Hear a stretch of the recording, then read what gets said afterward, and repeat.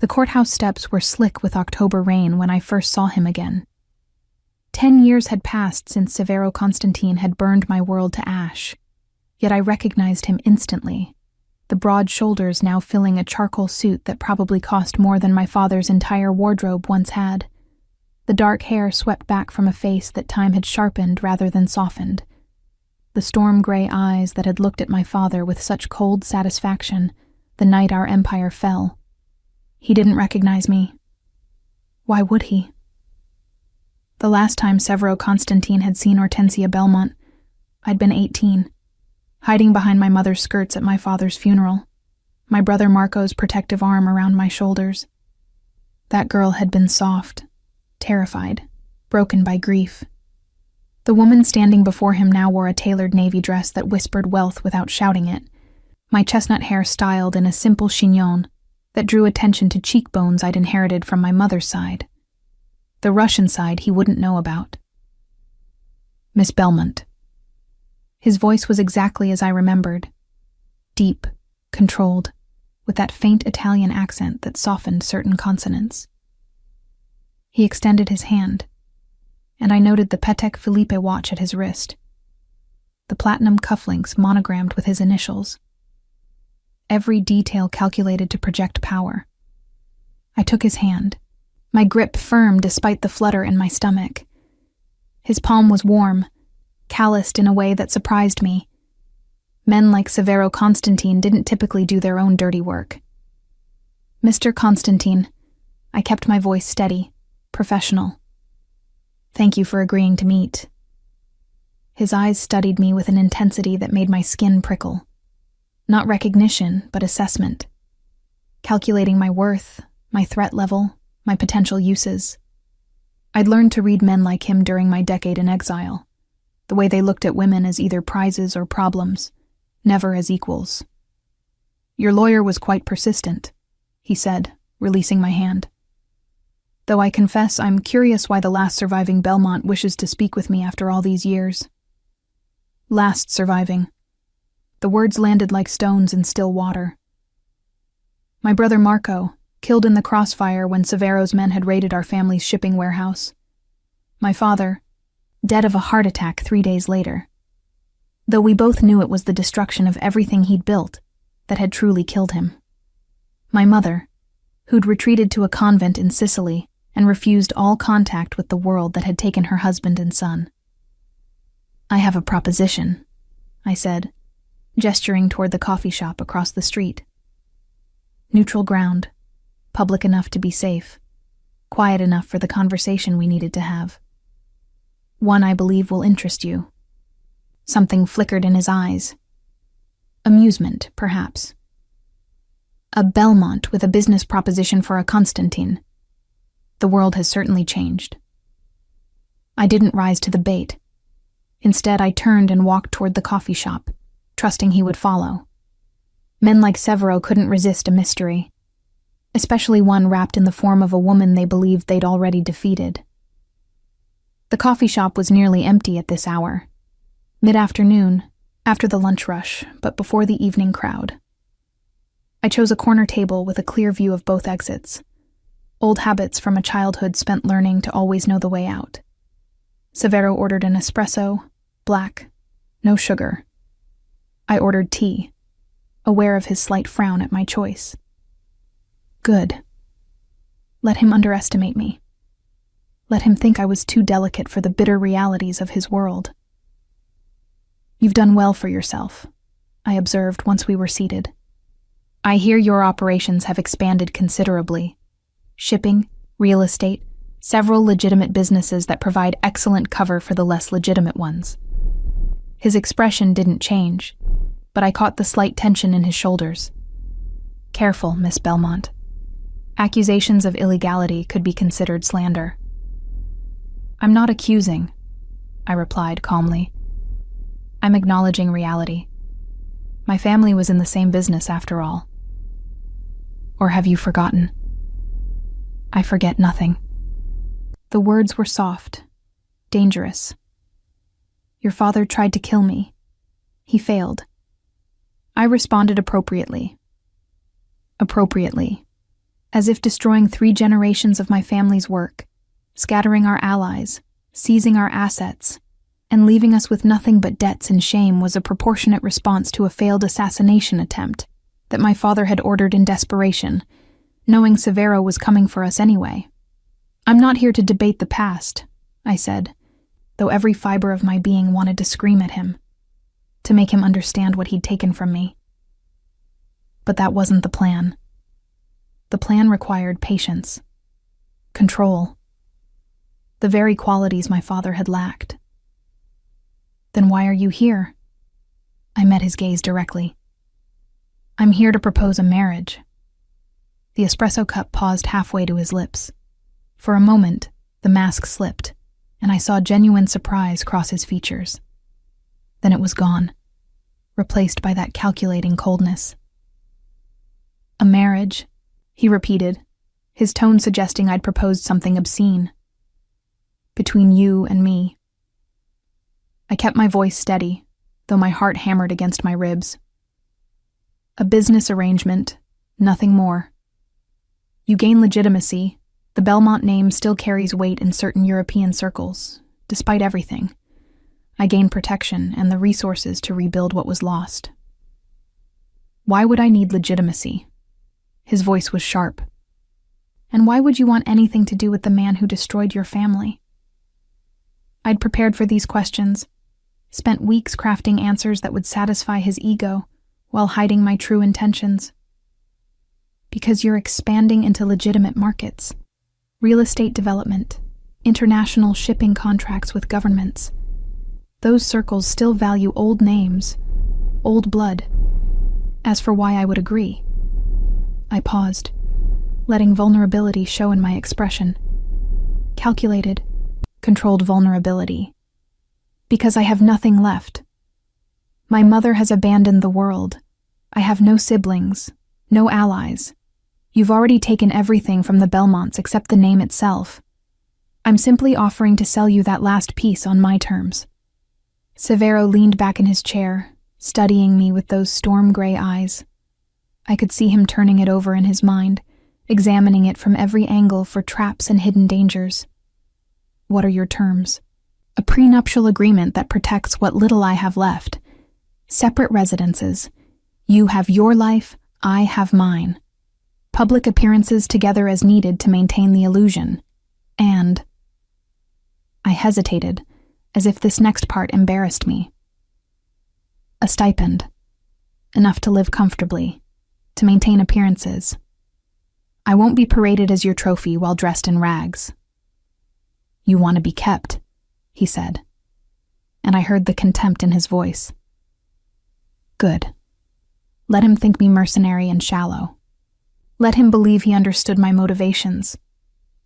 "I want to survive," I corrected. "You won the war, Mr. Constantine. This is simply me acknowledging that defeat and negotiating the best terms of surrender I can manage." He was silent for a long moment, his fingers drumming against the table, a tell I filed away for later use. Severo Constantine drummed his fingers when he was considering something that appealed to him, but that he didn't fully trust. "I'll have my lawyer draw up papers," he said finally. "You'll submit to a full background check. Any hint of deception, any suggestion that this is some elaborate revenge scheme, and the deal is off." Of course. I'd anticipated this. Spent 2 years creating a paper trail that would satisfy even the most thorough investigation. A modest apartment in Queens, a job as a translator at a European import firm, student loans from a graduate degree in international business. The life of a woman trying desperately to claw her way back to respectability through legitimate means. He would find nothing, because there was nothing to find in the places he would look. "One more thing," Severo said, leaning forward. "If we do this, you will be mine in every way that matters.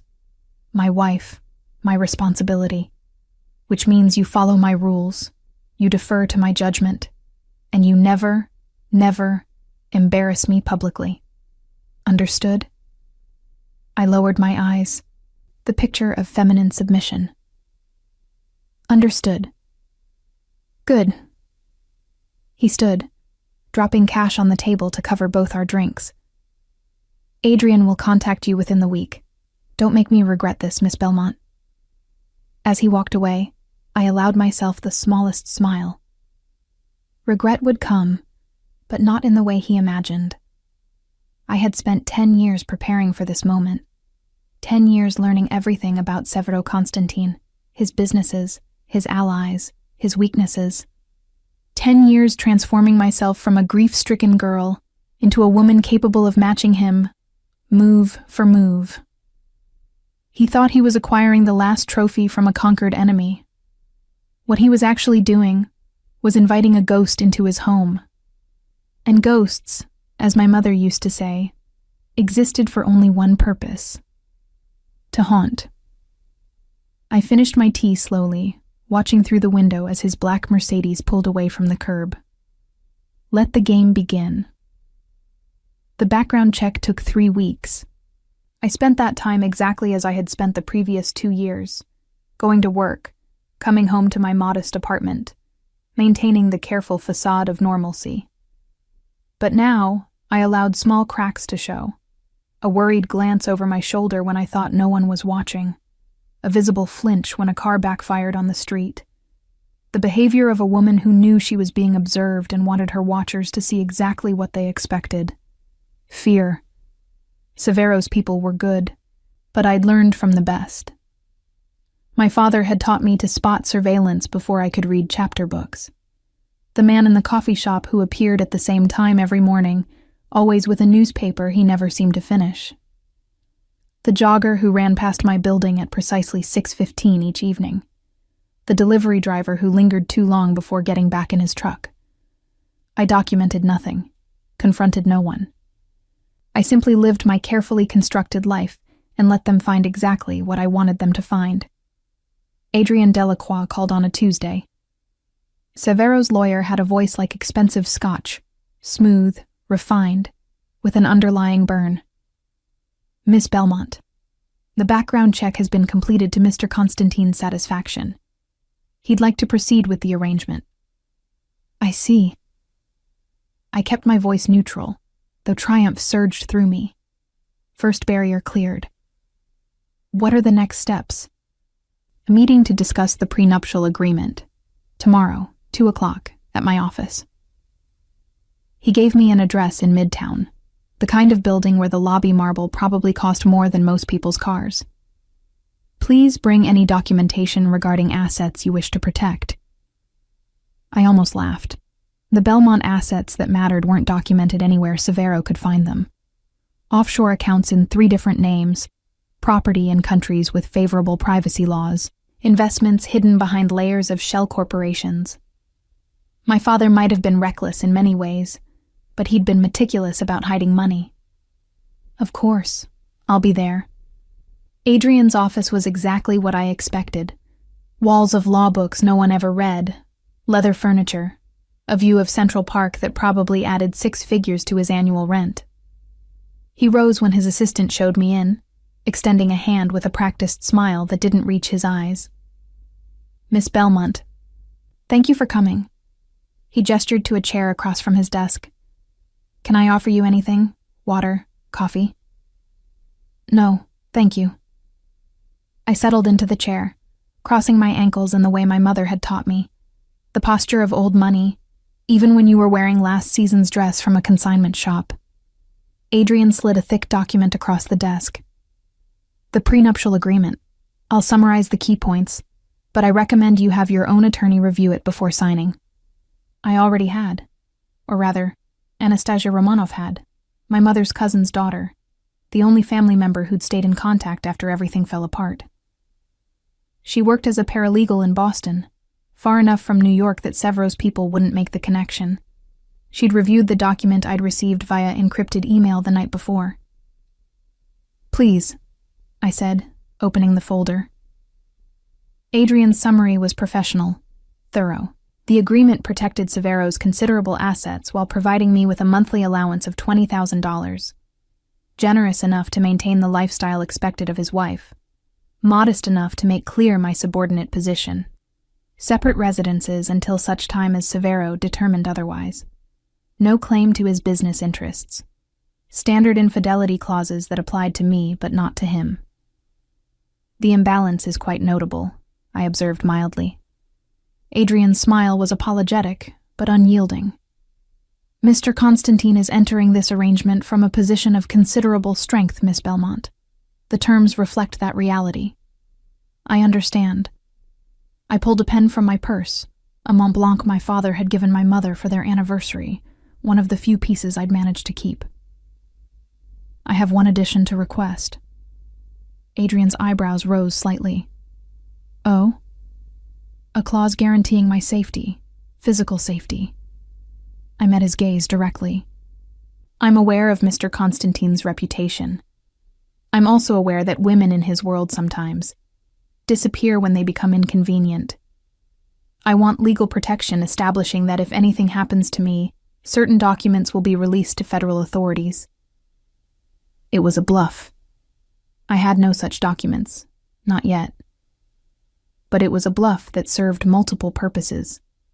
It made me appear savvy enough to protect myself, frightened enough to need protection. And most importantly, it suggested I knew things worth protecting. Something shifted in Adrian's expression. Respect, perhaps. I'll discuss it with Mr. Constantine. Though I should warn you, he doesn't respond well to threats. It's not a threat, I said calmly. It's insurance. Surely a man in his position understands the value of that. Adrian made a note on his legal pad. Anything else? Just one question. When is the wedding? 2 months from now, December 15th.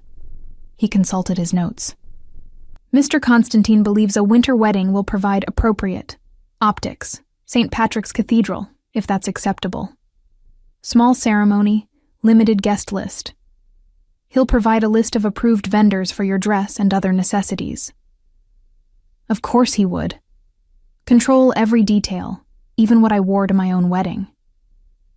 I added it to the growing mental file I was building, Severo Constantine's patterns, his tells, his obsessive need to orchestrate everything around him. That's acceptable, I said. Though nothing about this was truly acceptable. It was simply necessary. I signed the prenuptial agreement that afternoon, after calling Anastasia to confirm she'd reviewed my requested addition. Severo agreed to the safety clause with barely a hesitation. Adrian reported back that he'd actually seemed amused by it. He said to tell you that he appreciates a woman who understands the value of self-preservation, Adrian relayed over the phone. The wedding preparations will begin immediately. You'll be contacted by his event coordinator tomorrow. The event coordinator turned out to be a sharp-eyed woman named Isabella Marchetti, who spoke with the brisk efficiency of someone who'd orchestrated dozens of society weddings and viewed them all as military operations requiring precise execution. She arrived at my apartment with fabric swatches, vendor catalogs, and an expression that barely concealed her disdain for my modest surroundings. Mr. Constantine has specific expectations, she said, spreading samples across my second-hand coffee table. The dress should be elegant, but not ostentatious. Classic, traditional. He selected Vera Wang as the designer. I'll arrange your first fitting for next week. I nodded along, playing the compliant bride, while cataloging every detail she revealed about Severo's preferences. He liked traditional, good to know. He valued elegance over flash, useful. He was hands-on even in matters like wedding planning. Important. And the guest list? I asked. Isabella consulted her tablet. Approximately 150 people. Mr. Constantine's business associates primarily. He's asked if you have family or friends you'd like to invite. The question landed like a blade. Family, friends. The normal things a bride should have. My mother is in poor health and won't be able to attend, I said, which was true enough. I have a cousin, Anastasia Romanoff, in Boston. I'd like her there. Isabella made a note. Anyone else? No. No one else. Something that might have been pity flickered across her face. Then it was gone. replaced by professional courtesy. Very well. I'll send you the venue details and a preliminary schedule. The next 6 weeks will be quite busy with fittings and planning. Mr. Constantine wants everything perfect. After she left, I stood at my apartment window, looking out over Queens. In 6 weeks, I would be Mrs. Severo Constantine, the wife of the man who'd destroyed my family, living in his home, eating at his table, playing the part of the defeated enemy who'd accepted her fate. My phone buzzed. A text from an unknown number. The first fitting is Thursday at 2. Don't be late. S. Severo himself, not delegating this communication to Isabella or Adrian. Interesting. Either he didn't trust them to emphasize his control, or he wanted me to know he was personally invested in this performance. I replied simply, I'll be there. The next 6 weeks passed in a blur of careful choreography. Dress fittings where I stood silent while strangers pinned and tucked expensive fabric to my body. Meetings with florists and caterers where Isabella made all the decisions while I nodded agreement. Publicity photos where Severo and I posed together for society pages, his hand possessive on my waist, my smile demure and appropriate. Through it all, I studied him. The way he took his coffee black but preferred bourbon to wine. The slight tension in his jaw when someone mentioned shipments from Eastern Europe. A weak point in his supply chain, perhaps. The way his eyes tracked every exit in every room we entered together. The careful distance he maintained between us in private, as if afraid that touching me might somehow contaminate him with Belmont weakness. He was testing me too, I realized. Sending me to events alone to see if I would embarrass him, introducing me to his associates and watching to see if I would reveal anything about our arrangement. Having people engage me in conversation about my family, about the past, about my father. I passed every test. I was gracious to his associates, appropriately vague about my family's fall, perfectly content with my subordinate role. The ideal trophy wife, beautiful enough to enhance his image, submissive enough not to challenge his authority, broken enough that no one suspected she might still have teeth. 2 weeks before the wedding, Severo finally invited me to dinner. Not at a restaurant, but at his penthouse, the first time I would enter the space that would soon become my cage. I want you to see your new home, he'd said when he called. Not asked, stated. Tomorrow night, 7 o'clock. I'll send a car. The car that arrived was a black Mercedes with tinted windows and a driver who never spoke. It took me across the bridge into Manhattan, through streets that grew progressively wealthier, until we pulled up to a building on the Upper East Side that practically radiated money. The doorman knew who I was without asking. Good evening, Miss Belmont. Mr. Constantine is expecting you. The elevator required a key card to access the penthouse. When the doors opened, I stepped into a space that could only be described as a fortress disguised as luxury. Floor-to-ceiling windows overlooking Central Park. Marble floors that gleamed like still water. Furniture that was beautiful and uncomfortable in equal measure. Designed to impress, not to welcome. Severo stood by the windows, a glass of bourbon in his hand, his shirt open at the collar in a rare concession to relaxation.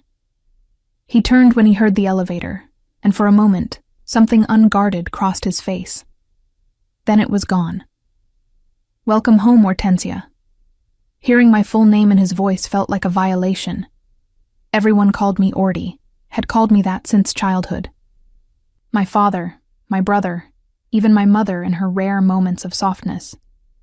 But Severo used my full name, rolling the syllables with that Italian accent that made it sound like a possession he was claiming. It's beautiful, I said, because it was expected.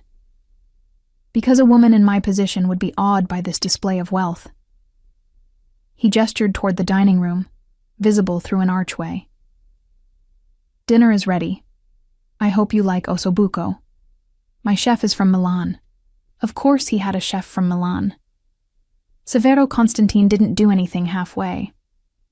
I followed him to a dining table that could seat 12, but was set intimately for 2. candles flickering between us like tiny warnings. Wine? He held up a bottle. Something Italian, probably worth more than my monthly rent. Just water, please. I needed my mind clear for this. Needed to navigate whatever game he was playing by inviting me here 2 weeks before we were legally bound. He poured water into crystal that caught the candlelight and shattered it into rainbows. Then he sat across from me, studying my face with that intensity that made me feel like a specimen under glass. "Tell me about your mother," he said abruptly. The question caught me off guard. "What about her?" "You said she's in poor health. Where is she? What happened to her after?" He paused delicately. "After everything." "After you destroyed us," I finished silently. "She's in a convent in Sicily. She had a breakdown after my father died. The sisters there care for her." "You visit her?" "No." The word came out harder than I intended. "She doesn't want visitors. She's chosen to separate herself from the world that took her husband and son." Something flickered in Severo's eyes. Not quite guilt, but perhaps recognition of damage done. "And you? How did you survive these 10 years? I took a small bite of the ossobuco, buying myself time. This felt like more than dinner conversation. This felt like an interrogation disguised as intimacy. "I worked," I said simply. "Finished my education. Found a job that paid enough to live on. Learned to be invisible." I met his gaze. "The world isn't kind to the children of fallen empires." I learned quickly that anonymity was safer than revenge. Revenge. He tasted the word like wine. "Did you consider it? Coming after me?" "I considered it," I admitted, because denying it would seem false. I was 18 and angry, but I wasn't stupid. What could I do against a man like you? I had no resources, no allies, no skills beyond the useless accomplishments my mother had taught me. So I chose survival instead. He nodded slowly, as if this confirmed something he'd already suspected. "And now? Marrying me? Is this survival too? What else would it be? Some women might see it as an opportunity for delayed revenge. Get close to the enemy. Wait for the right moment to strike." I allowed myself a bitter laugh. "Strike how? I have nothing, Severo. No weapons, no power, no leverage. You've won. This marriage is simply me acknowledging that reality and trying to salvage what little I can from the wreckage." The use of his first name was calculated. A small intimacy, a sign of acceptance. I watched him register it, saw the slight relaxation in his shoulders. "You're smarter than I expected," he said, refilling his bourbon. "Most people in your position would come in making demands, trying to negotiate from weakness as if it were strength. But you understand the game." "My father didn't teach me much," I said quietly. "But he did teach me that. Know your position. Play the hand you're dealt, not the one you wish you had." "Your father was a fool." The words hung between us, sharp as broken glass. I forced myself to remain calm, to not react to the insult even as fury burned in my chest. "Perhaps," I said carefully, "but he was my father. Whatever his faults, he loved me." Severo's expression softened almost imperceptibly. "And that's why you're really here, isn't it? Not just survival. You want to preserve something of his legacy, the Belmont name, if nothing else. He wasn't wrong, just not in the way he thought." "Yes," I admitted. "Is that so terrible? To want to honor my family's memory, even if I do it by binding myself to the man who destroyed them? Some might call it a betrayal. Some might call it practical." I set down my fork, no longer pretending to eat. "You asked why I agreed to this. The truth is simple. I'm tired of being afraid, tired of looking over my shoulder. tired of wondering when the last remnants of my father's debts will catch up to me. You're offering protection, stability, a life where I don't have to count every dollar. In exchange, you get a wife who understands your world and won't ask uncomfortable questions. It seems like a fair trade. Something dangerous glinted in his eyes. And if I want more than that? My heart stuttered, but I kept my voice steady. More than what? More than a convenient arrangement. He stood, moving around the table with predatory grace. You're a beautiful woman, Hortensia.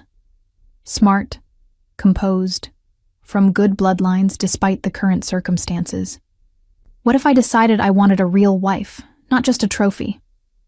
He was close now, too close. I could smell his cologne, something expensive with notes of cedar and smoke. Could see the faint scar along his jawline that his 5 o'clock shadow almost hid. Then I would fulfill that role to the best of my ability, I said, proud that my voice didn't shake. I'm not naive, Severo. I know what marriage to a man like you entails. Do you? His hand came up, fingers catching my chin, tilting my face toward his. Because I don't think you have any idea what you've agreed to. For a moment, I thought he might kiss me. Could see the consideration in his eyes, the weighing of whether claiming this particular prize ahead of schedule would serve his purposes. Instead, he released me and stepped back, leaving me breathless and angry at my body's traitorous response to his proximity. The prenuptial agreement includes a fidelity clause for you, he said, his tone businesslike again. But not for me. Do you understand what that means? It means you can fuck whoever you want while I'm expected to remain faithful.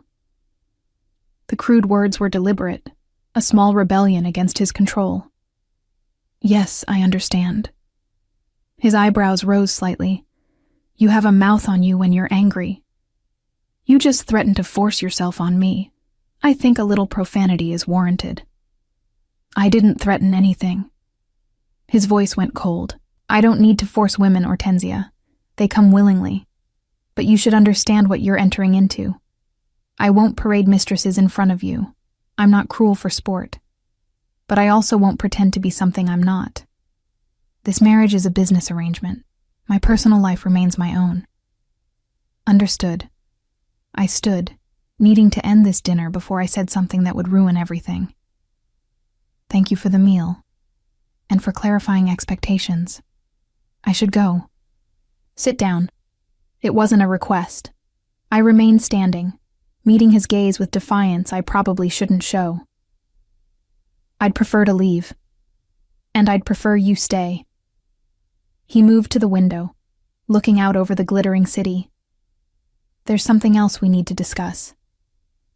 I waited, still standing, still poised for flight, even though I knew the elevator required his keycard to operate. Your father, Severo said without turning around. The night he tried to have me killed. Did you know about it beforehand? The question caught me completely off guard. In 10 years, no one had ever asked me that. No, I was 18. He kept me away from all of it. The business, the violence, all of it. But you knew what he was. What kind of man your father was. I knew he wasn't a saint. I chose my words carefully. I knew our wealth came from things that couldn't be discussed in polite company. But the details? No. He protected me from those. Severo turned then, and something in his expression made my breath catch. He loved you. I could see it, that day at the funeral. The way you cried for him, even knowing what he was. That kind of love is rare in our world. Our world. As if I were already part of it again. As if the decade I'd spent in exile had been merely a pause. Did your father love you? I asked, surprising myself with the boldness. His face closed off immediately. That's not relevant. Isn't it? You're about to become my husband. Shouldn't I know something about the man I'm binding myself to beyond his business reputation? For a long moment, I thought he wouldn't answer. Then, My father taught me that love is a weakness. That sentiment gets you killed. He loved my mother, and when she died, it nearly destroyed him. He swore he'd never let that happen again. He taught me the same lesson. So you've never loved anyone? I loved my sister. The admission seemed to surprise him as much as it did me. She died when I was 23. After that, I understood what my father meant. Love is a liability in our world. It gives your enemies leverage. The revelation shifted something in how I saw him. Severo Constantine, the cold mafia boss who destroyed my family without mercy, had once had a sister he loved, had once been capable of that kind of vulnerability. "I'm sorry," I said, and meant it. He waved off my sympathy. "It was a long time ago. I'm telling you this so you understand. Don't expect affection from me, Hortensia. I can give you protection, comfort, status, but I can't give you love. I don't have it anymore." "I'm not asking for love," I said quietly. I stopped believing in fairy tales the day my father died. This arrangement is exactly what it appears to be. Two people with compatible needs reaching a mutually beneficial agreement. He studied me for a long moment, then nodded. "Good. Then we understand each other." "Perfectly." But as I rode the elevator back down to the waiting Mercedes, I realized I'd learned something valuable tonight. Severo Constantine, for all his power and control, had a weakness. He'd loved his sister, which meant he was capable of attachment, of caring, of the very sentiment he claimed was a liability. And anything he could feel, I could eventually exploit. The driver took me home in silence, and I spent the ride staring out at the city lights, thinking about the conversation. Severo had shown me more of himself tonight than he probably realized. The careful control, the emphasis on emotional distance, the warnings about his behavior, all of it painted a picture of a man trying desperately to maintain walls he'd built over decades. Walls could be scaled, or better yet, walls could be dismantled from within, brick by brick, so slowly the builder never noticed until it was too late. When I reached my apartment, I found a package waiting by my door. Inside was a velvet box containing a diamond engagement ring, so large it looked almost obscene. No note, no explanation. Just the ring and a message as clear as if he'd spoken it aloud. "You belong to me now." I slipped it on my finger, feeling the weight of it like a shackle. 2 more weeks until the wedding. 2 more weeks of freedom before I walked into the cage I'd spent 10 years preparing for. I stood at my window, looking toward Manhattan where Severo's penthouse rose above the city like a fortress. He thought he'd won. Thought he'd claimed the last trophy from his defeated enemy. He had no idea that the real war was just beginning. The wedding took place on a cold December afternoon when the sky threatened snow, but refused to deliver. St. Patrick's Cathedral rose before me like a Gothic monument to everything I was about to surrender. My freedom, my name, my last shred of autonomy. The Vera Wang dress fit perfectly, a masterpiece of ivory silk and delicate lace that must have cost more than I'd earned in the past year. Isabella had outdone herself with the details. Winter roses in deep burgundy, candlelight that turned the cathedral's stone columns to gold, a string quartet playing Vivaldi with heartbreaking precision. I looked like a princess from a fairy tale. I felt like a prisoner walking to execution.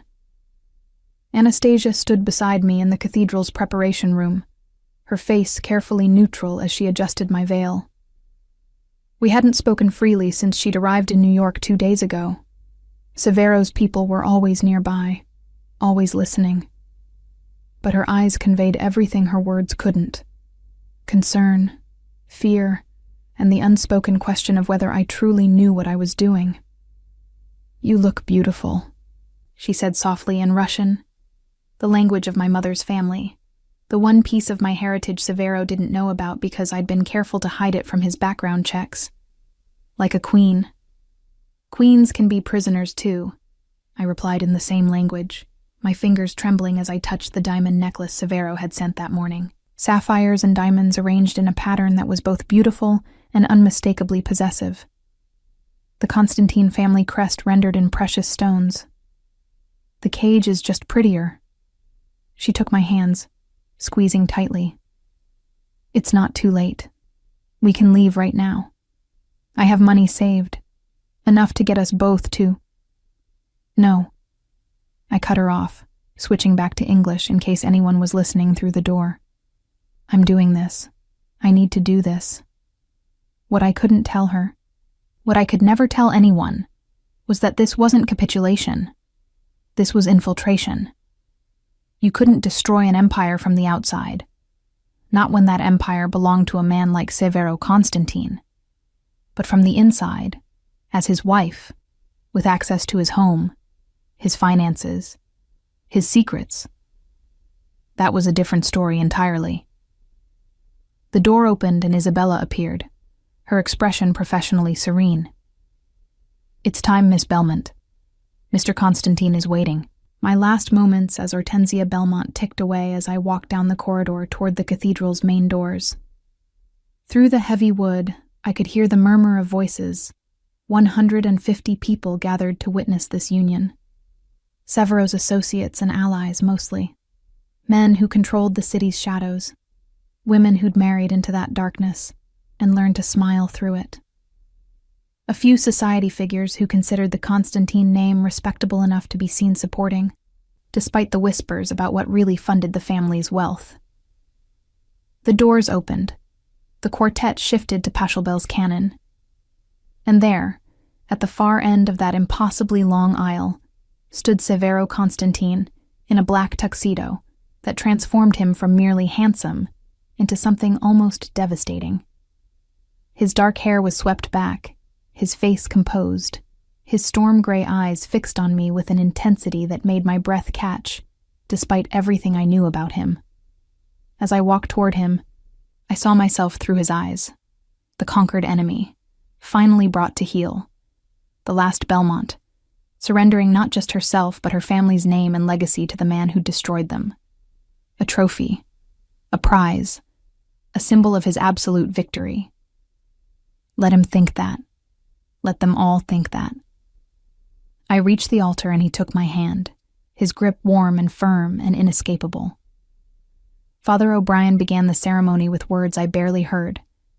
My attention focused on the man beside me. This close, I could see the faint lines around his eyes, the single gray hair at his temple, the small scar on his knuckles that suggested he wasn't always above doing his own violence. He smelled like expensive cologne and danger, and when he turned to face me for the vows, something shifted in his expression, something I couldn't quite read. Do you, Severo Constantine, take this woman to be your lawfully wedded wife? I do.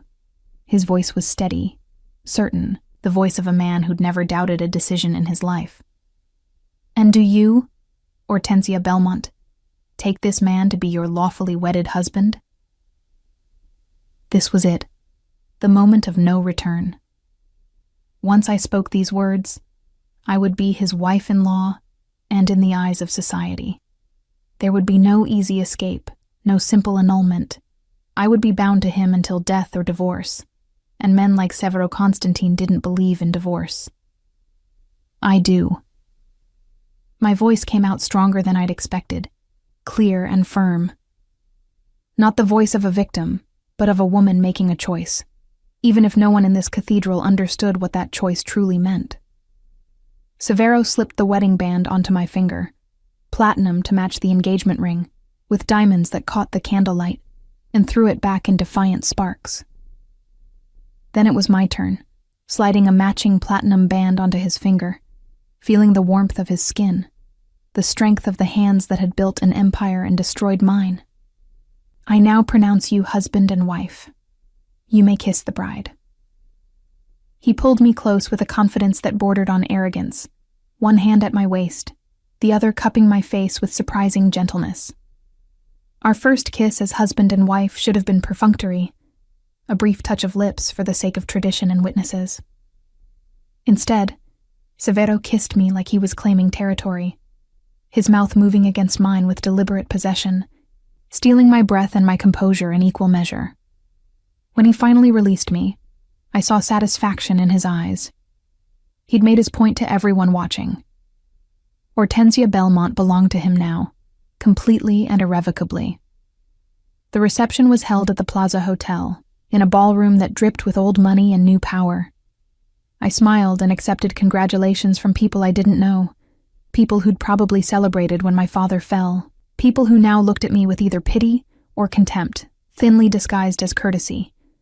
Severo's hand never left my waist, a constant reminder of possession, as he guided me through the crowd like a prize he was showing off. "Your wife is lovely, Severo," said an older man with silver hair and cold eyes. Nikolai Petrov, I remembered from my research. One of Severo's largest investors with connections to Moscow that made even other criminals nervous. "The Belmont blood is excellent. Your children will be handsome." Children. The word sent ice through my veins. We hadn't discussed that aspect of our arrangement, and I deliberately avoided thinking about it. The idea of bringing a child into this world, into this web of violence and control. "We'll see what the future brings," Severo replied smoothly, his fingers tightening almost imperceptibly on my waist. A warning, perhaps, not to contradict him in public. I maintained my smile, playing the blushing bride even as my mind raced. Children would complicate everything, would give him another form of control over me, another hostage to ensure my compliance. I needed to address this, but not here, not now, not in front of his allies and associates.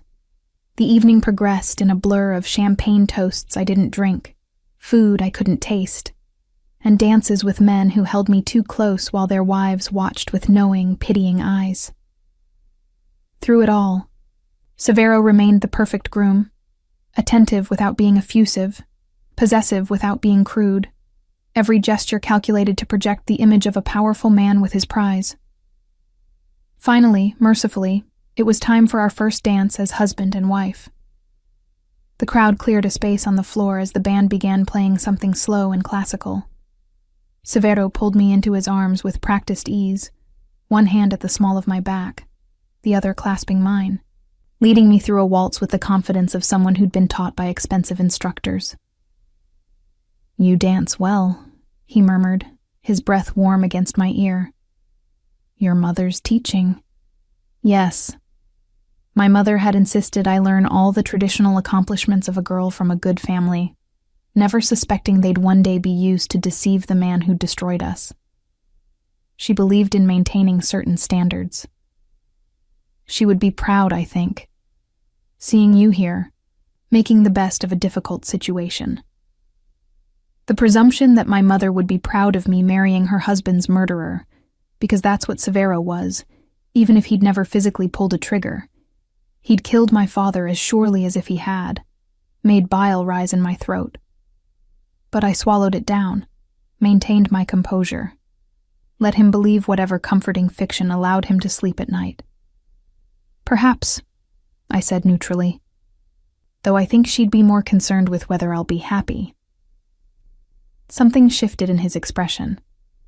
"Will you be happy?" The question surprised me with its apparent sincerity. "I don't know," I answered honestly, because sometimes the truth was the best disguise for deeper deceptions. "Ask me in a year." He pulled me closer, close enough that I could feel the solid warmth of him, the strength that had built an empire through force and fear. "I may not be able to give you love, Hortensia, but I can give you everything else: protection, comfort, status, a life free from the struggles you've endured these past years. That should count for something." "It does," I admitted, and it did, even if not in the way he thought. Every resource he gave me, every door his name opened, every secret his trust revealed, all of it would eventually be turned against him. But he didn't need to know that. Not yet.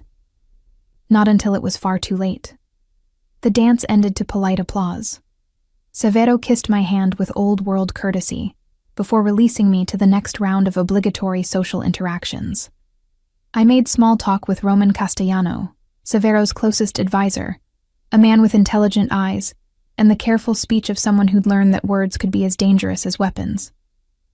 He asked polite questions about my plans for the penthouse, whether I intended to redecorate, what charities I might become involved with, the expected concerns of a mafia wife settling into her new role. I gave him the expected answers, all while studying him for weaknesses, for pressure points, for anything that might eventually prove useful. Roman was loyal to Severo, that was clear, but loyalty could be complicated. Loyalty could have limits. By midnight, I was exhausted from the performance, from holding my mask in place for hours, while strangers examined me like a curiosity in a museum. When Severo finally indicated it was time to leave, I felt nothing but relief.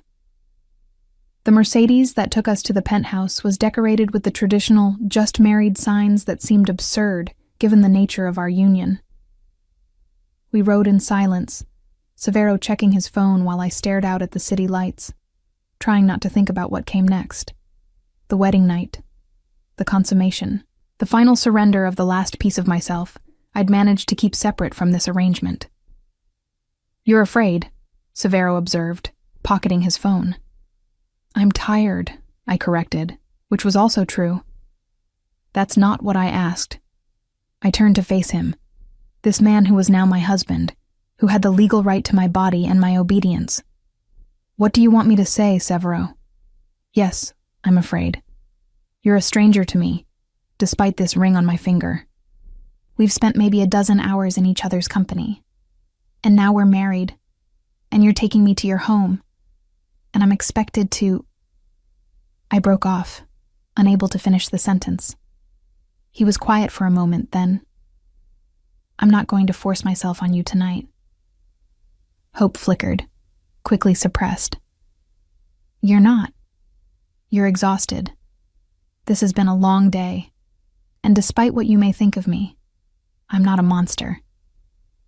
He shifted in his seat, and in the dim light of the car, I caught a glimpse of something that might have been humanity in his expression.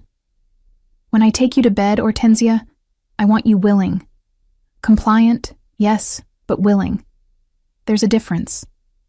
And if I'm never willing—" His smile was cold, certain. "You will be. Give it time." The arrogance of the statement should have infuriated me. Instead, it gave me hope. Severo Constantine believed he could seduce me, could make me want him, could transform our business arrangement into something that included genuine desire. That belief, that confidence, was a weakness I could exploit.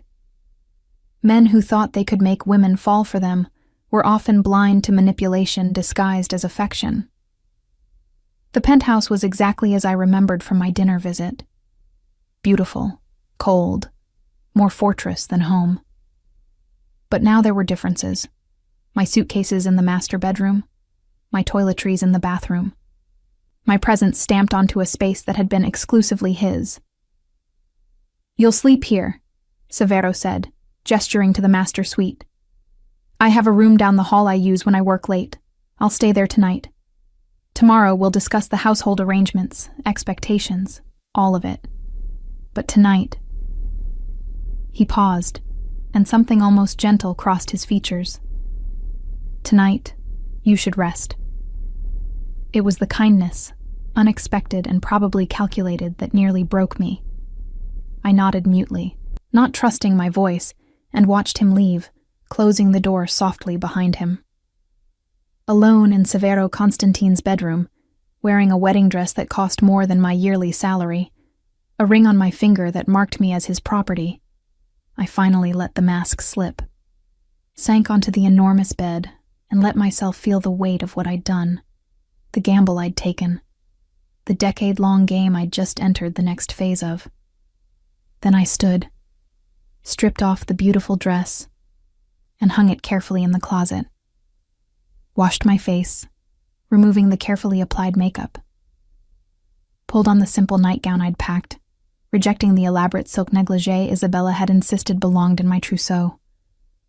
Tomorrow, I would begin the real work, learning the patterns of this household, gaining the trust of the staff, mapping the security systems, finding where Severo kept his secrets.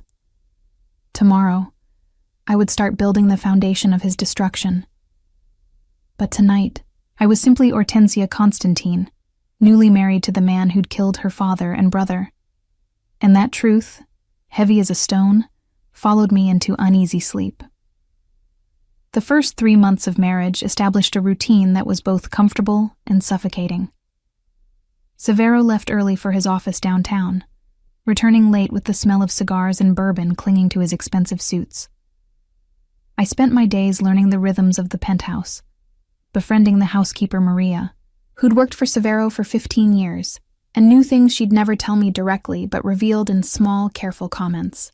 We maintained separate bedrooms by unspoken agreement, though Severo would sometimes appear in my doorway late at night, watching me with an intensity that made my skin prickle. He never crossed the threshold without invitation, true to his word about wanting me willing. But the looks he gave me suggested his patience had limits. In public, we played the perfect couple. Charity galas where I wore couture and smiled on his arm. Business dinners where I made small talk with the wives while the men discussed things we weren't meant to hear. Society events where the Constantine name opened doors that had been closed to the Belmonts for a decade. And slowly, carefully, I began to work. It started with the household finances. Severo had mentioned, almost dismissively, that his previous accountant had retired and he needed someone to review the domestic expenses. I'd offered to help, presenting it as a way to be useful, to earn my place in his home beyond simply being decorative. "You studied business," he'd said, surprised when I mentioned it over breakfast one morning. "International business, yes. I thought it might be useful someday." I kept my voice light, casual. "I'm good with numbers, and I have time on my hands, unless you'd prefer I spend my days shopping and lunching like the other wives." Something that might have been approval flickered in his eyes. "Show me what you can do with last month's expenses. If you're any good, we'll discuss expanding your responsibilities." The household finances gave me access to payment records, vendor contracts, and, most importantly, patterns. I discovered that Severo paid his housekeeper significantly above market rate, that he had a standing order with a particular florist to send roses to the same address every week, that he donated quietly to several charities that helped the children of incarcerated parents. The last detail surprised me. Severo Constantine, who'd built his empire on fear and violence, apparently had a soft spot for children paying for the sins of their fathers. I filed the information away, another piece of the puzzle I was slowly assembling. "You have a good eye for inefficiencies," he said after reviewing my first report. We were in his study, the room he retreated to for the business he didn't discuss with me. "There are redundancies here I'd never noticed. You've saved us nearly $15,000 a month." "I'm glad I can be useful," I replied, meaning it more than he knew. Because with access to the household accounts came access to the software system, to the network, to the digital architecture of his life. And where there was digital architecture, there were always vulnerabilities. By the end of my 3rd month as Mrs. Constantine, I had complete access to the household finances and had begun sitting in on meetings with his estate lawyer about property holdings. Severo seemed pleased with my interest, interpreting it as a wife taking pride in her husband's achievements, rather than what it truly was: reconnaissance. "You're not what I expected," he told me one evening. We were having dinner together, a rare occurrence given his schedule. "Most women in your position would be content to spend money and look beautiful. You actually want to understand how things work." "Is that a problem?" I asked carefully. "No." He refilled his wineglass, studying me over the rim. "It's refreshing. My mother was like that. She ran my father's legitimate businesses while he handled the other side. She had a head for numbers and strategy that rivaled any of his advisors. It was the first time he'd mentioned his mother beyond that brief reference to her death. "You must miss her. Every day." The admission seemed to surprise him. "She died when I was 19. Cancer. My father fell apart afterward, made decisions based on grief instead of strategy. That's when I learned the most important lesson of my life. Which was, that sentiment is a luxury we can't afford. That love makes you weak, makes you vulnerable." He met my gaze directly. "It's why this arrangement between us is actually ideal. No messy emotions to cloud judgment, just mutual benefit." I should have agreed. Should have reinforced his belief that I wanted nothing from him beyond security and comfort. Instead, I heard myself ask, "Do you ever get lonely?" The question seemed to catch him off guard. For a moment, the mask slipped and I saw something raw beneath it, a flash of isolation, of the cost of building walls so high that no one could scale them. Then it was gone. "No," he said flatly. "Loneliness is for people who need others to feel complete. I don't have that weakness." Liar, I thought. But I simply nodded and changed the subject. That night, for the first time, Severo knocked on my bedroom door after midnight. I was still awake, reading financial reports on my laptop, trying to trace the flow of money through his various businesses, to find the illegal channels I knew had to exist. "Come in," I called, quickly closing the laptop. He entered wearing silk pajama pants and nothing else, his chest bare and more muscular than I'd expected for a man who spent most of his time behind a desk. There was a scar across his ribs, old, faded, but clearly from something violent. "Couldn't sleep," he said, moving to stand by my window. "Thought I'd check if you were awake." "I am now." I pulled my robe tighter, suddenly aware of how little the silk nightgown beneath it concealed. "Is something wrong?" "No. Yes." He ran a hand through his hair, a gesture of frustration I'd rarely seen from him. "I had dinner with Roman tonight. He mentioned that you've been asking questions about the family's history, about my father." My heart rate picked up, but I kept my expression neutral. "Maria mentioned some things. I was curious about the man who built all this." I gestured vaguely at our surroundings. "Was that inappropriate?" "It's not inappropriate. It's just..."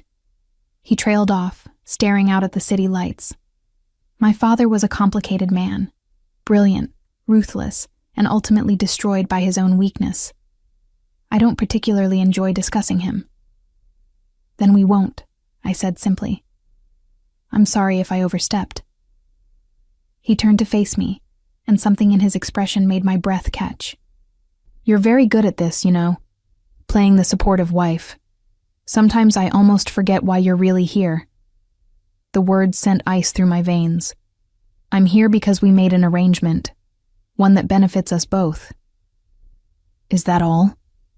He moved closer, and I found myself backing up until I hit the wall beside my window. He braced one hand against the wall beside my head, his body close enough that I could feel the heat of him, smell the bourbon on his breath. "Because sometimes, Hortensia, I catch you looking at me with something that doesn't look like calculation, something that looks almost like..." "Like what?" My voice came out breathier than I intended. "Like you're trying to figure me out, like you actually care about the answer." His free hand came up to cup my face, thumb tracing my cheekbone with surprising gentleness. Which would be a mistake, for both of us. I should have pushed him away, should have reminded him of the boundaries we'd established, the emotional distance we'd both agreed was necessary. Instead, I found myself leaning into his touch, my body betraying my carefully maintained control. "Maybe it would be," I whispered. "Or maybe it would be the most honest thing either of us has done in months." He kissed me then, not with the possessive claiming of our wedding day, but with something rawer, more desperate. Like a man reaching for something he'd convinced himself he didn't need, until suddenly it was in front of him, and he couldn't remember why he'd been denying himself. I kissed him back, and it was a mistake. I knew it was a mistake even as I did it, even as my hands found his bare shoulders, even as I pressed closer to him, because this wasn't part of the plan. The plan didn't include actually wanting him, actually responding to his touch with genuine desire, rather than calculated manipulation. When we finally broke apart, both breathing hard, his eyes searched mine with an intensity that made me feel exposed in ways that had nothing to do with my state of undress.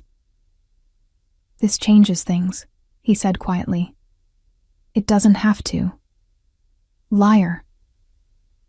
But there was no anger in his voice, just resignation. "Go to sleep, Hortensia. We'll pretend this didn't happen." He left, closing the door softly behind him, and I sank onto my bed with shaking hands. What had I just done? I'd spent 3 months carefully building trust, carefully maintaining emotional distance, carefully positioning myself as useful but unthreatening. And I'd nearly ruined it all because some traitorous part of me responded to Severo Constantine's touch. I couldn't afford complications. Couldn't afford to blur the lines between revenge and something that looked dangerously like genuine connection. He was the enemy. The man who'd destroyed my family. The target I'd spent a decade preparing to take down. The fact that he was also complicated, occasionally vulnerable, and apparently capable of the very sentiment he claimed to despise. None of that mattered. It couldn't matter. I pulled out my laptop again, forcing myself to focus on the financial records I'd been studying, following the money through shell corporations and offshore accounts, looking for the proof I'd need when the time came to destroy him. But my mind kept wandering back to the kiss, to the way his hand had trembled slightly when he'd touched my face, to the loneliness I'd seen in his eyes when he'd talked about his mother. "Stop," I commanded myself. "He's not a person. He's a target. Remember what he did to your family. Remember why you're here." But the problem was, after 3 months of living with him, of seeing him interact with his staff with unexpected courtesy, of watching him make quiet donations to help children who reminded him of something he'd lost, of catching glimpses of the man beneath the monster. The problem was that I was starting to see him as a person. A complicated, damaged person, yes, but a person nonetheless. And that made everything infinitely more dangerous. The next morning, we didn't mention the kiss. Severo was already gone when I woke, and he didn't return until late that night. The pattern continued for the next week. Careful avoidance disguised as busy schedules, both of us retreating to the safety of our separate spheres. But something had shifted. I caught him watching me sometimes with an expression I couldn't quite read. And I found myself thinking about him at odd moments, wondering what he was doing, whether he was safe, whether the meeting he'd mentioned with the Bratva representatives would turn violent. Caring about his safety. God help me, I was starting to care. It was Anastasia who finally confronted me about it. She'd come to visit for the weekend, one of the rare times Severo had agreed to let me have visitors. We were having tea in the penthouse's sitting room, speaking in Russian while Severo was locked in his study on business calls. "You're falling for him," she said bluntly. "Deny it all you want, but I can see it. The way you light up when he enters a room, the way you worry when he's late. Orty, this wasn't the plan." "I know." I stared into my teacup, unable to meet her eyes. "I know it wasn't. But he's not what I expected, Stasia. He's still the enemy, still the man who destroyed our family. But he's also more complicated than I thought, more human." "More human?" She set down her cup with a sharp click. "He killed your father. He killed Marco. Have you forgotten that in the comfort of this gilded cage?" "I forget nothing," I snapped, the words harsh in Russian. "Not my father's death, not my brother's, not the decade I spent in exile. I remember all of it, every day.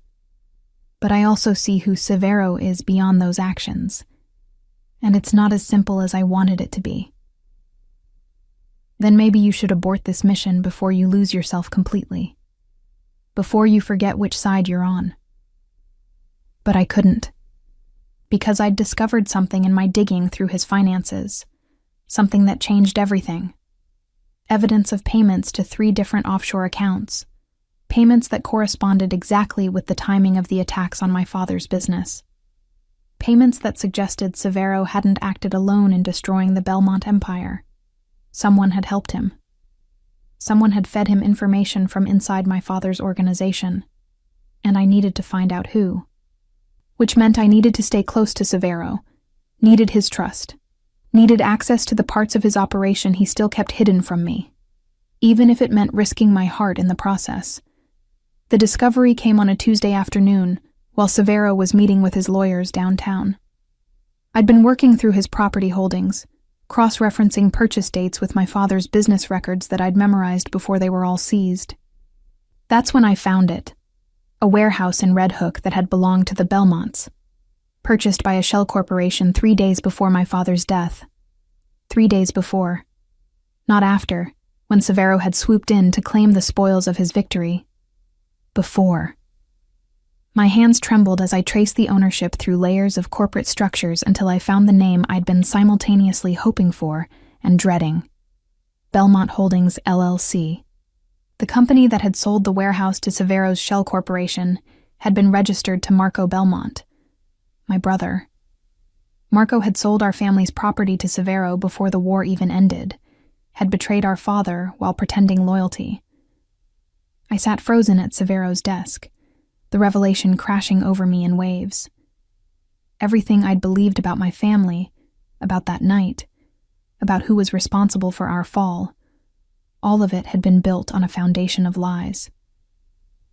You found it. Severo's voice from the doorway made me jump. I spun to find him leaning against the frame, still in his overcoat, watching me with an expression I couldn't read. The meeting ended early, he continued, moving into the study. I came home to find my wife going through my private files. Should I be concerned? Marco, I whispered, my voice breaking on my brother's name. He was working with you. He betrayed our father. Severo's face revealed nothing. Yes. The simple confirmation hit me like a physical blow. How long? 2 years before your father's death. He poured himself a bourbon, his movements unhurried. Marco approached me, said he was tired of living in your father's shadow, tired of waiting for power that might never come. He offered me information in exchange for a place in my organization after the Belmonts fell. I thought I might be sick. And you accepted. Of course I accepted. Your brother handed me everything I needed to destroy your father. Shipping routes, supplier contacts, which judges and cops were on his payroll, where he kept his most damaging records. Severo took a drink, watching me over the rim of his glass. Marco was supposed to survive the takedown, was supposed to come work for me. But your father discovered his betrayal the night before I moved against him. The night my brother died. Not in crossfire, as I'd always believed, but as a traitor, caught and killed by our own father's men before Severo could reach him. You've known all along, I said, my voice hollow. Known that I spent 10 years blaming you for Marco's death when it was our father who killed him. I suspected you didn't know the full truth. Marco said he'd kept you separate from the business, that you were too young, too innocent. Something flickered in Severo's eyes. That's why I agreed to meet with you when your lawyer called. I was curious if you knew what your brother had done, if this marriage proposal was some elaborate trap. But you clearly didn't. Don't. Past tense. Because now I did know. Now everything I'd built my revenge on had shifted beneath my feet like sand. Why tell me now? I asked. Why not just let me keep believing the lie? He set down his glass and moved toward me, his steps deliberate. Because you've been digging through my files for 3 months, Hortensia. Because you're too smart not to find the truth eventually. And because... He paused, something vulnerable crossing his features. Because I'm tired of having a wife who looks at me like I'm the monster who destroyed her family when the truth is so much more complicated. You still destroyed us, I said, but the words lacked conviction. Marco's betrayal doesn't absolve you of... I know. He was close now, close enough to touch. I'm not asking for absolution. I'm asking for honesty. You've been playing a game since the moment you proposed this marriage. Building trust, gaining access, looking for weaknesses. You think I didn't notice? You think I don't know exactly what you've been doing? Fear spiked through me, sharp and cold. I don't know what you're talking about. Liar. But there was no anger in his voice, just resignation. You're good, Hortensia. Better than I expected. The way you befriended Maria, got her to talk about my routines. The financial access you negotiated so carefully. The questions about my father's business, about the family history. All of it perfectly calculated to look like a dutiful wife, taking interest in her husband's world, when really you were mapping my empire for destruction. I couldn't breathe. Couldn't think past the pounding of my heart against my ribs. If you knew, why let me continue? Because I wanted to see how far you'd go. He reached out, fingers catching my chin, forcing me to meet his gaze. Wanted to see if the last Belmont had the steel her father lacked. And you do, Hortensia. You have more strength, more intelligence, more strategic thinking than your father ever possessed. You would have made a formidable enemy. Would have. Past tense again. I'm not your enemy anymore? I asked, hating how my voice shook. I don't know what you are. His thumb traced my lower lip, the touch sending unwanted heat through me. 3 months ago, I thought I was marrying a defeated woman looking for security. But the woman standing in front of me isn't defeated. She's calculating. Dangerous. And despite every logical reason I shouldn't, I find myself wanting her more every day. This isn't real, I whispered, even as I leaned into his touch. Whatever you think you feel, it's not. Don't tell me what I feel. His other hand slid into my hair, tilting my head back. I've spent 20 years convincing myself I was incapable of sentiment, of the weakness that destroyed my father. And then you walked into my life, with your quiet strength and your hidden vengeance. And suddenly I can't stop thinking about you. Can't stop wanting to know what you're thinking, whether you slept well, if you're safe when I'm not here to protect you. Protect me? I laughed, the sound bitter. You're the danger, Severo. You're what I need protecting from. Am I? He leaned closer, his lips brushing my ear. Because from where I'm standing, the greatest danger is what's happening between us. This thing neither of us planned for, neither of us wanted, but can't seem to stop. He was right. God help me. He was right. Somewhere in the past 3 months, beneath the careful manipulation and strategic positioning, something genuine had grown. I'd started to care about him, about this complicated, damaged man who ran an empire built on fear, but donated anonymously to children's charities, who claimed to be incapable of love, but mourned his mother decades after her death, who'd known I was planning his destruction, but let me continue anyway, just to see what I would do. What happens now? I asked, my hands coming up to rest against his chest. I could feel his heartbeat beneath my palms, steady and strong. You know what I've been planning. You could destroy me, kill me, make me disappear like Katrina from the story you told. I could, he agreed. But I won't. Because despite everything, despite the lies and the manipulation and the revenge plot, you're the most real thing in my life. The only person who looks at me and sees both the monster and the man. And He stopped, the words seeming to catch in his throat. You what? I love you, The admission came out rough, almost angry, as if the words themselves were a betrayal of everything he'd built his life around. I love you, and I have no fucking idea what to do about it.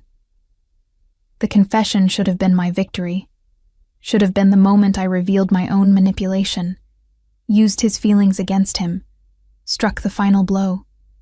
Instead, I found myself rising on my toes, closing the distance between us, kissing him with a desperation that had nothing to do with strategy and everything to do with the truth I'd been hiding even from myself.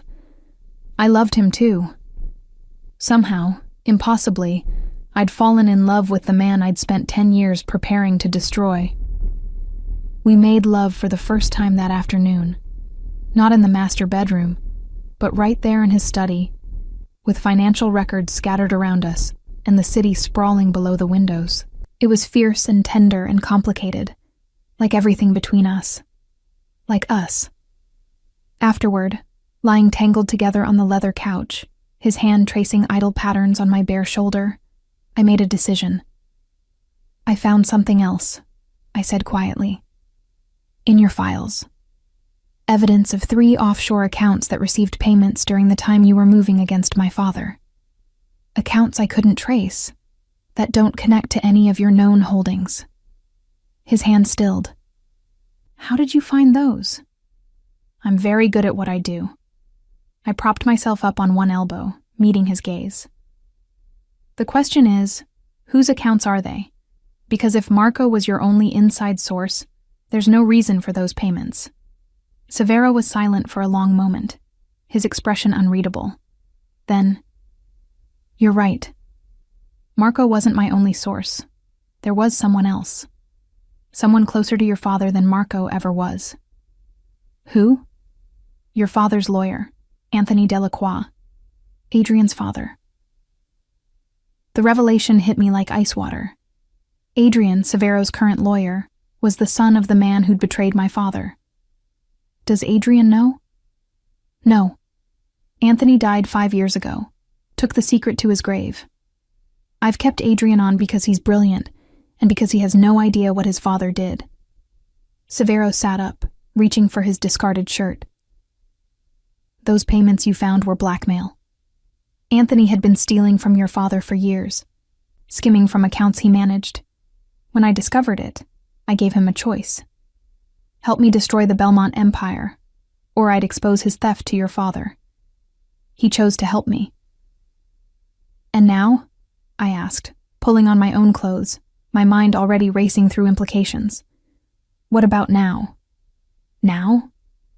He turned to face me, fully dressed again, the vulnerability of moments ago carefully locked away. Now you have a choice to make, Hortensia. You have evidence of my crimes, knowledge of how I destroyed your family, and enough access to my operation to do real damage if you wanted. You could go to the authorities, testify against me, watch me burn the way I watched your father burn. Or you could stay. Not as my prisoner or my trophy or the defeated enemy making the best of a bad situation. He moved closer, taking my hands in his. Stay as my partner, my equal.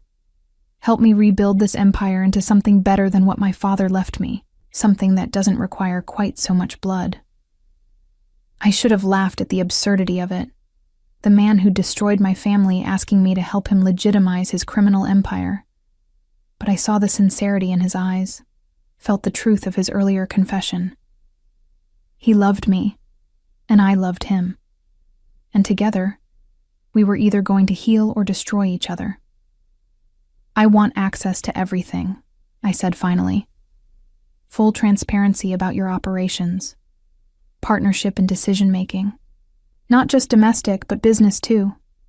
And we start moving the empire toward legitimate holdings. Real estate, shipping, import-export, all clean. Within 5 years, I want the Constantine name to be respectable. That's a tall order.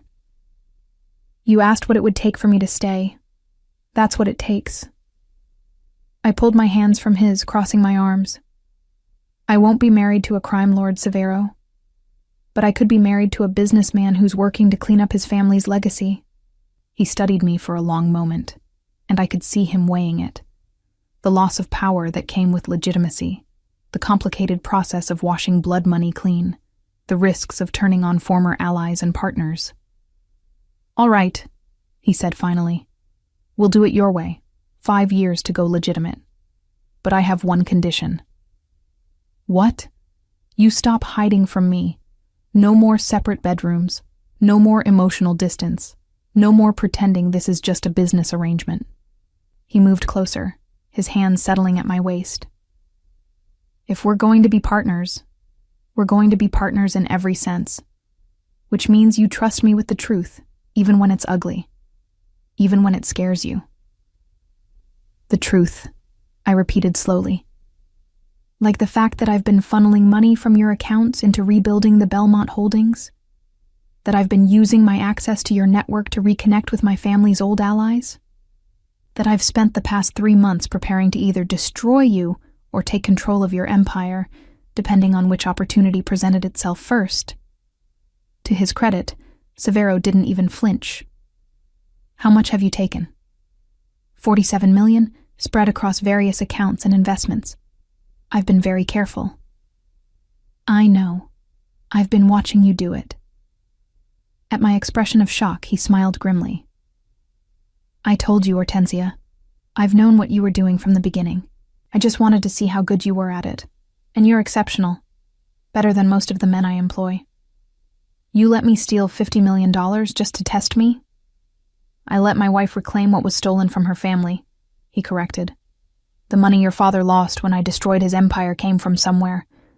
Seemed only fair you should get some of it back, especially since you were clever enough to take it without getting caught." He paused. "Though I'd appreciate if future withdrawals came with a bit more communication. Partnership, remember?" I stared at him. This man I'd married intending to destroy, who'd apparently been aware of my every move and allowed it anyway. Who'd just agreed to dismantle his criminal empire because I asked. Who looked at me with eyes that held both love and respect. Something I'd never expected to find in this arrangement. "What are we doing?" I asked softly. "This is insane. We're insane." "Probably," he agreed. "But we're also perfectly matched. You're the only woman I've ever met who could actually challenge me, actually make me want to be better than what I was raised to be. And I hope, I'm the only man who sees you not as a victim to be pitied or a trophy to be claimed, but as an equal worth fighting beside." He was right.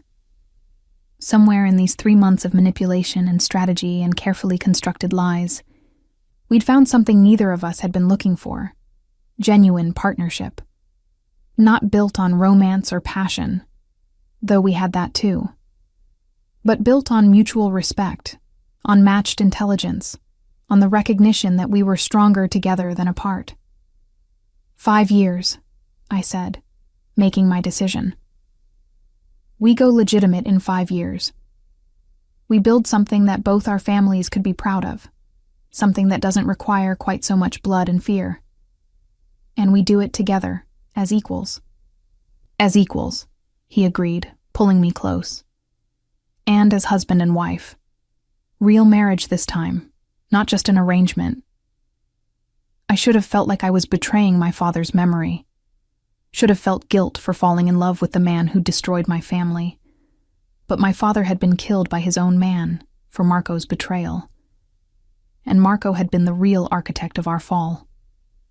Severo had simply been the weapon my brother had pointed at our family. And now, that weapon had become my partner, my equal, my husband in truth, not just on paper. "I love you," I said, the words coming easier than I'd expected. "I don't know when it happened or how, but I do. I love you, Severo Constantine." His smile was genuine this time, reaching his eyes and softening the hard edges I'd grown accustomed to. "I love you too, Hortensia Constantine. My wife, my partner, my equal." We sealed the bargain with a kiss that held promise instead of possession. And as the sun set over New York City, painting the sky in shades of orange and gold, I realized that revenge had led me here, but love would keep me. My father's empire was gone. Marco's betrayal had destroyed it from within. But from those ashes, I was building something new. Not a restoration of what was lost, but a transformation of what could be. The Belmont name would rise again, not through violence or revenge, but through the partnership I'd forged with the man who'd been my enemy. Together, we would remake the Constantine Empire into something worthy of both our legacies. And in 5 years, when the transformation was complete, when the blood had been washed clean and the empire stood on legitimate foundations, I would look back on this moment, this impossible, unlikely, beautiful moment, and know that I'd chosen correctly. Not revenge, not destruction, but rebirth and love. Against all odds, against all logic, against everything I'd planned. Love. The game wasn't over. In many ways, it was just beginning. But now we were playing on the same side. And that changed everything.